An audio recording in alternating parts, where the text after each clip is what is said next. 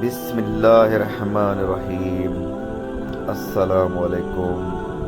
اللہ کے بندے YouTube channel میں خوش آمدید۔ حدیث رسول صلی اللہ علیہ وسلم۔ ابو عوانہ نے سماک بن حرب سے، انہوں نے مصعب بن سعد سے روایت کی کہ حضرت عبداللہ بن عمر رضی اللہ عنہما ابن عامر رضی اللہ عنہما کے پاس ان کی عیادت کے لیے گئے۔ وہ بیمار تھے۔ ابن عامر رضی اللہ عنہما نے کہا، ابن عمر، کیا آپ میرے لیے اللہ تعالیٰ سے دعا نہیں کریں گے؟